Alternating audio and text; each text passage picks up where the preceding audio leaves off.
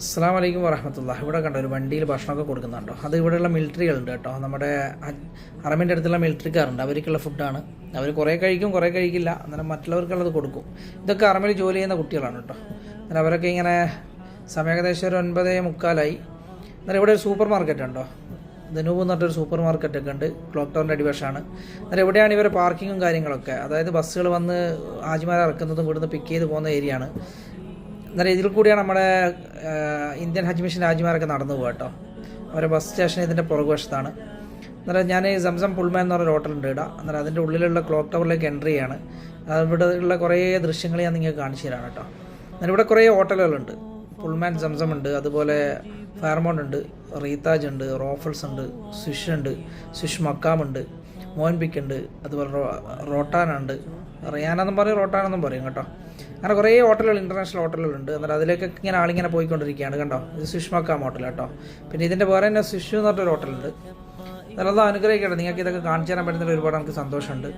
അങ്ങനെ കുറേ നാട്ടിലുള്ള കുറേ ആൾക്കാർക്കൊക്കെ ഇവിടെ വരാൻ പറ്റാത്തവരൊക്കെ ഉണ്ടാവും. അവർക്കൊക്കെ ഇതൊക്കെ കാണുമ്പോൾ ഒരു നല്ലൊരു സന്തോഷമായിരിക്കും.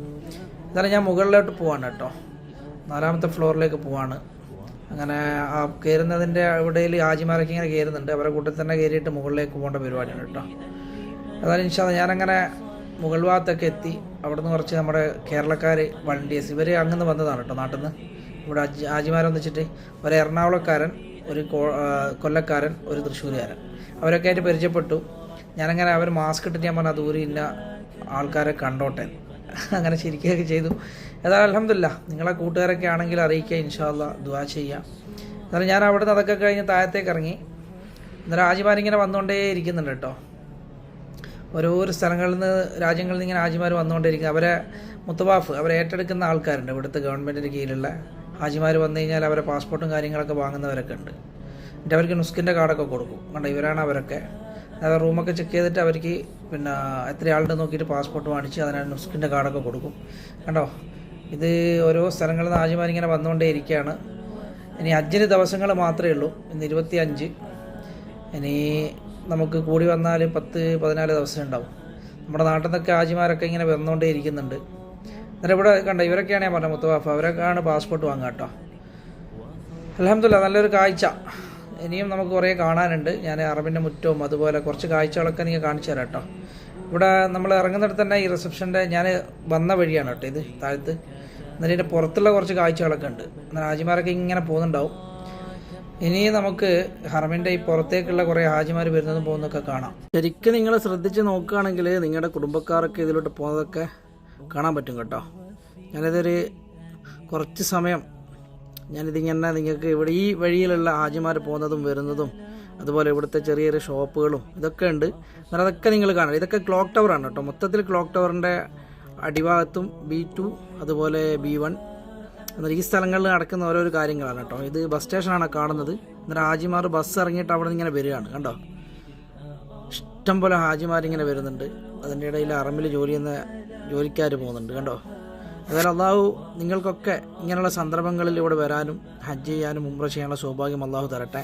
ആമീൻ ആമീൻ യാ റബ്ബൽ ആലമീൻ. ഇനി നമുക്ക് ഇവിടെ ഈ ഹാജിമാരിങ്ങനെ വരുന്നതും പോകുന്നതൊക്കെ ആയിട്ടുള്ള കുറേ കാഴ്ചകളുണ്ട്. നിങ്ങളെ കുടുംബങ്ങളിൽ നിന്ന് ഹജ്ജാജിമാർ ആരെങ്കിലും മക്കയിൽ വന്നിട്ടുണ്ടെങ്കിൽ നിങ്ങൾ ഇവിടുന്ന് സൂക്ഷിച്ച് നോക്കുക. ഒന്നുകിൽ അവരൊക്കെ ഇങ്ങനെ പോകട്ടെ. ഇതൊരു മലയാളിയാണ്. ഇങ്ങനെ ആൾക്കാരിങ്ങനെ പോയിക്കൊണ്ടേയിരിക്കും. എന്നാൽ നിങ്ങൾക്ക് വീഡിയോ ഞാൻ നിങ്ങൾക്ക് അങ്ങ് തരികയാണ്. നിങ്ങളൊക്കെ ശ്രദ്ധിച്ച് കാണുക കേട്ടോ. നോക്കിക്കഴിഞ്ഞാൽ ഇതെല്ലാം മലയാളികളാണ്.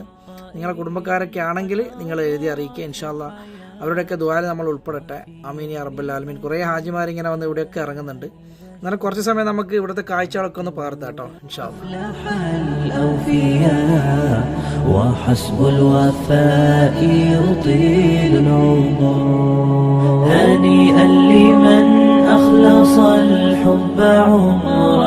وسحقا لذاك الذي قد غادر هنيئا لمن أخلص الحب عمرا وسحقا لذاك الذي قد غادر أحب الوفاء بشتى الصور أحب الوفي الأمين الأغر فأهل الوفاء كلون السحاب وحسن الربيع وماء المطر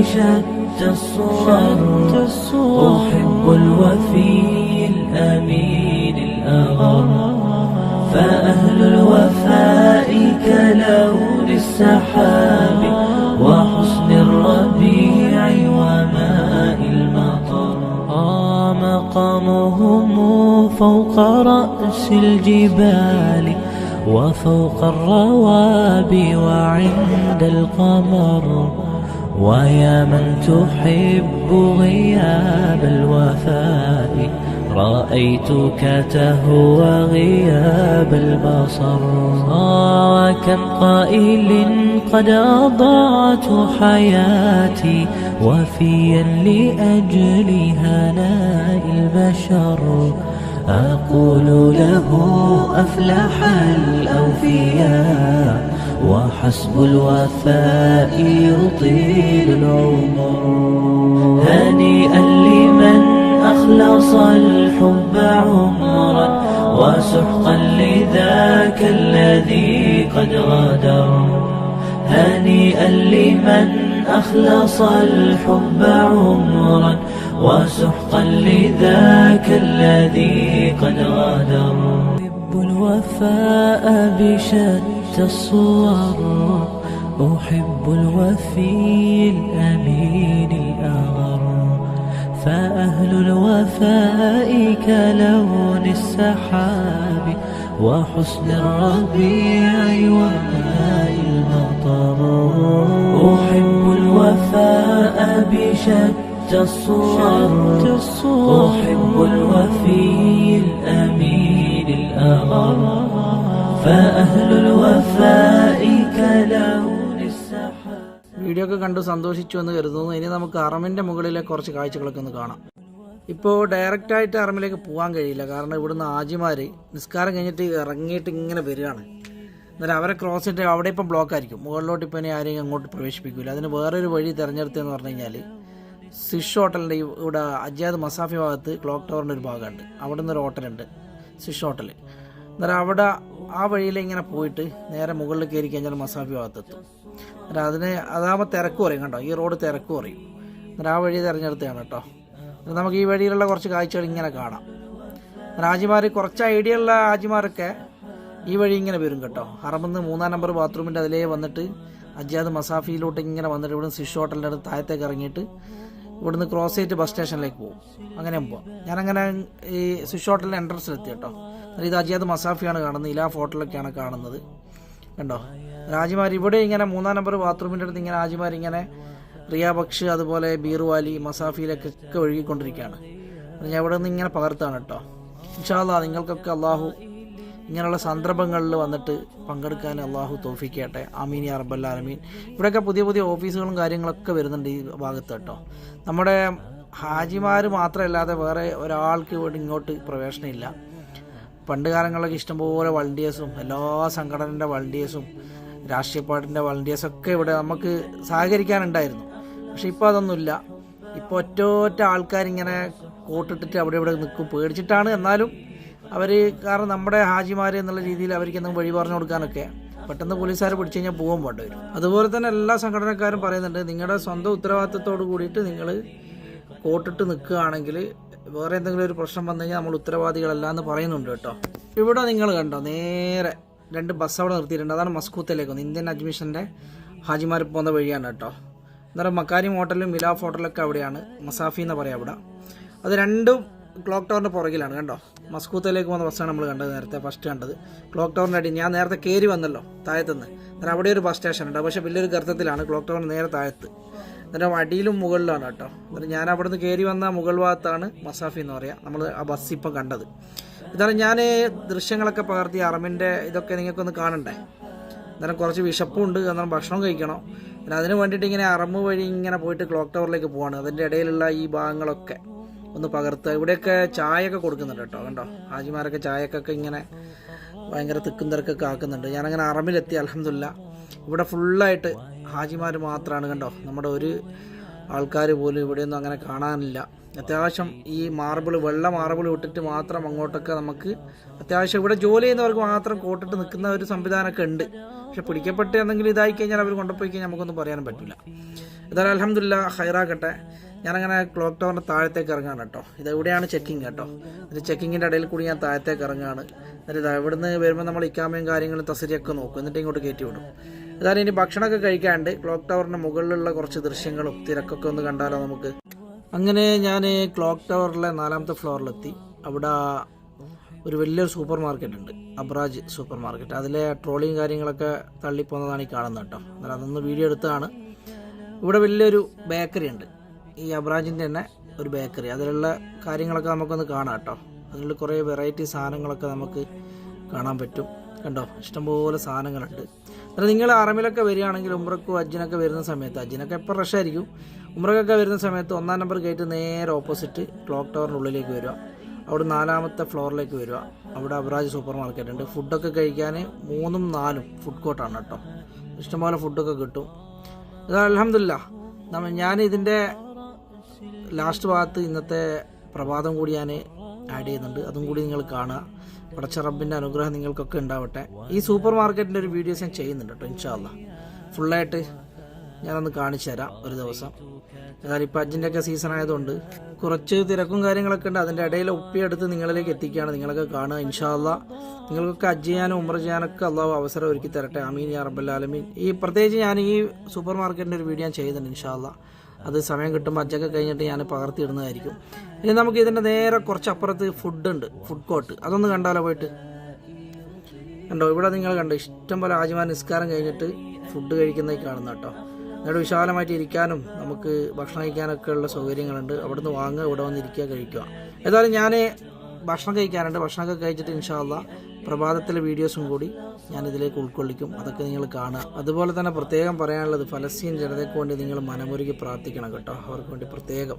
അൽഹംദുലില്ലാ അങ്ങനെ പരിശുദ്ധമായ ഹറമിൽ പ്രഭാതമൊക്കെ പുലർന്നു. സമയം 5 മണിയാകുമ്പോഴേക്ക് നമസ്കാരമൊക്കെ കഴിയും കേട്ടോ. പിന്നെ ഇരുട്ടാണ്. പിന്നെ റൂമിൽ വന്ന് കുറച്ച് ചായയൊക്കെ കുടിച്ചു. വെളിച്ചം വരുമ്പോൾ വീണ്ടും ഇറങ്ങി പരിശുദ്ധമായ ഹറമിൻ്റെ കഅബാലയത്തിൻ്റെ മുന്നിൽ വന്ന് ദുആ ചെയ്യും. കാരണം നിങ്ങളൊക്കെ പറഞ്ഞ കാര്യങ്ങളൊക്കെ ആലോചിക്കാറുണ്ട്. കുറേ മെസ്സേജൊക്കെ കണ്ടിരുന്നു കഴിഞ്ഞ വീഡിയോസിലൊക്കെ.